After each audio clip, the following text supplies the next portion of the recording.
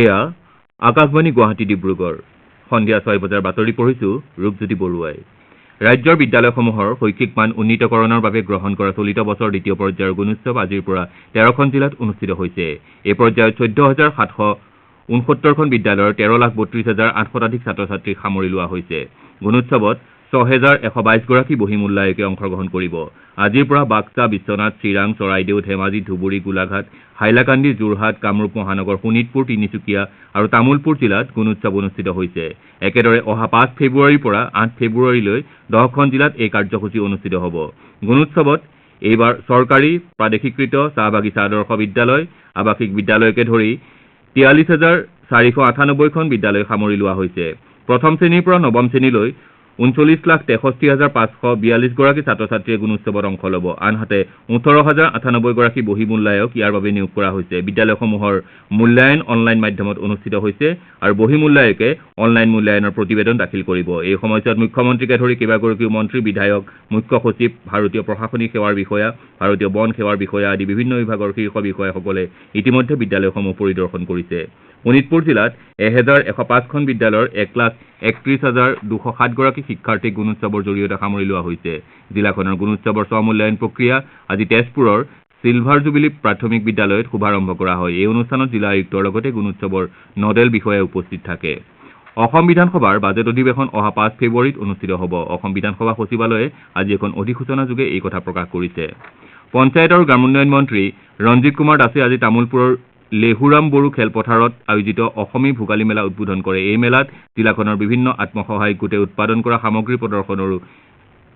প্ৰদৰ্শনৰ লগতে বিক্ৰীৰ ব্যৱস্থাও কৰা হৈছে উদ্বোধনী অনুষ্ঠানত বিটিআৰৰ মুৰব্বী প্ৰমোদ বড়ো উপস্থিত থাকে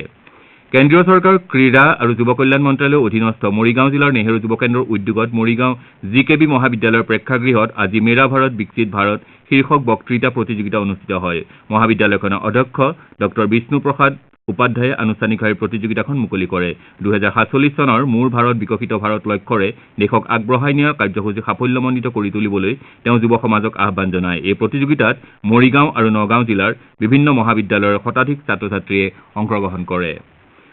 উত্তৰ কাছাৰ স্বায়ত্তশাসিত পৰিষদৰ কালি অনুষ্ঠিত নিৰ্বাচনত 85%ৰো অধিক ভোটদাতাই ভোটৰ অধিকাৰ সাব্যস্ত কৰে বেলট বাকচসমূহ কটকটীয়া নিৰাপত্তাৰ মাজত ষ্ট্ৰং ৰুমত ৰখা হৈছে এই নিৰ্বাচনত বিজেপিৰ 28 গৰাকী প্ৰাৰ্থীয়ে মনোনয়ন পত্ৰ দাখিল কৰিছিল যদিও 6 গৰাকী বিনা প্ৰতিদ্বন্দ্বিতাৰে নিৰ্বাচিত হয় কংগ্ৰেছ দলৰ 22 গৰাকী তৃণমূল কংগ্ৰেছৰ 11 গৰাকী আম আদমী পাৰ্টীৰ 5 গৰাকী আৰু 27 গৰাকী নিৰ্দলীয় প্ৰাৰ্থীসহ মুঠ 93 গৰাকী প্ৰাৰ্থী নিৰ্বাচনত অৱতীৰ্ণ হয় 12 জানুৱাৰীত নিৰ্বাচনৰ ফলাফল ঘোষণা কৰা হ'ব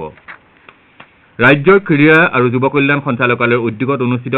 খেল মহাৰণৰ নগাঁও জিলা পৰ্যায়ৰ প্ৰতিযোগিতাখন যোৱা নিশা অন্ত পৰে এই উপলক্ষে নগাঁৱৰ নুৰুল আমিন খেলপথাৰত আয়োজিত সামৰণি অনুষ্ঠানত প্ৰতিযোগিতাত বিজয়ী প্ৰতিযোগী তথা দলসমূহক বঁটা প্ৰদান কৰা হয় অনুষ্ঠানত বিধায়ক ৰূপক শৰ্মা শশীকান্ত দাস জিলা আয়ুক্ত নৰেন্দ্ৰ কুমাৰ চাহকে ধৰি বহুতো বিশিষ্ট ব্যক্তি উপস্থিত থাকে উল্লেখযোগ্য যে জিলা পৰ্যায়ৰ প্ৰতিযোগিতাখনত 8টা বিধানসভা সমষ্টিৰ পৰা 1728 গৰাকী প্ৰতিযোগী অংশগ্ৰহণ কৰিছিল এই প্ৰতিযোগিতাত উৎকৃষ্ট প্ৰদৰ্শন দেখুওৱা খেলুৱৈসকললৈ আৰু দললৈ পুৰস্কাৰ বিতৰণ কৰা হয় এই দলে পৰৱৰ্তী সময়ত ৰাষ্ট্ৰীয় পৰ্যায়ৰ প্ৰতিযোগিতাত নগাঁও জিলাক প্ৰতিনিধিত্ব কৰিব ইফালে কৰিমগঞ্জ জিলাৰ জিলাভিত্তিক খেল মহাৰণ প্ৰতিযোগিতা অহা 12 আৰু 13 জানুৱাৰীত অনুষ্ঠিত হ'ব উল্লেখযোগ্য যে জিলাভিত্তিক অনুষ্ঠানত ফুটবল ভলীবল কাবাডী এথলেটিক্স আৰু খো-খো প্ৰতিযোগিতা অনুষ্ঠিত হ'ব আকাশবাণী গুৱাহাটী কেন্দ্ৰৰ আঞ্চলিক বাতৰি বিভাগৰ বজালী বিশ্বনাথ ডিব্ৰুগড় গোলাঘাট হোজাই তামুলপুৰ আৰু পশ্চিম কাৰ্বি আংলং জিলাৰ অংশকালীন সংবাদদাতা বাছনিৰ বাবে সাক্ষাৎকাৰ প্ৰক্ৰিয়া অহা 12 জানুৱাৰী দিনৰ 10:30 বজাৰ পৰা অনুষ্ঠিত হ'ব এই সাক্ষাৎকাৰ আকাশবাণীৰ গুৱাহাটীৰ চানমাৰীৰ কাৰ্যালয়ৰ চৌহদত অনুষ্ঠিত হ'ব সাক্ষাৎকাৰৰ বাবে বাছনি লাভ কৰা প্ৰাৰ্থীসকলক আঞ্চলিক বাতৰি বিভাগৰ তৰফৰ পৰা অৱগত কৰোৱা হ'ব আমাৰ এতিয়াৰ বাতৰি ইমানতে অন্ত পৰিল